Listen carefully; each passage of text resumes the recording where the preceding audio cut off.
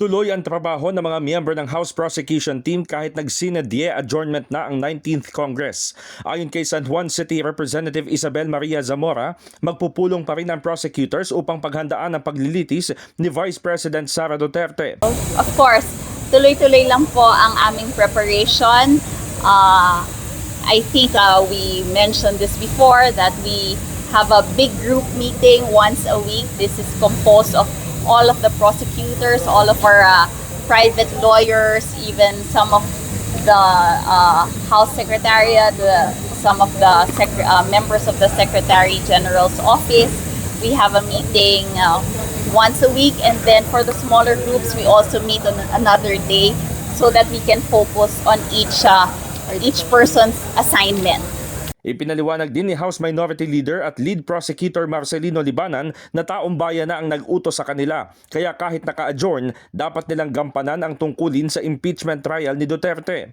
Mula sa 11 prosecutors na itinalaga sa 19th Congress, 2 lamang ang hindi na mapapabilang matapos na mabigo sa nagdaang midterm elections.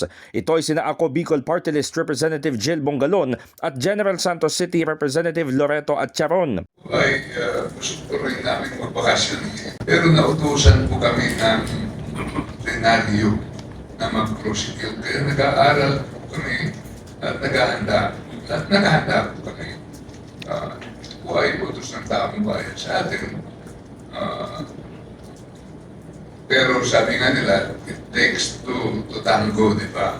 Pag nag-prosecute kami, wala namang porke, anong magagawa po namin. Kaya nandito tayo sa sitwasyon ito na thankful naman kami na may patutunguhan din ito pag lampas ng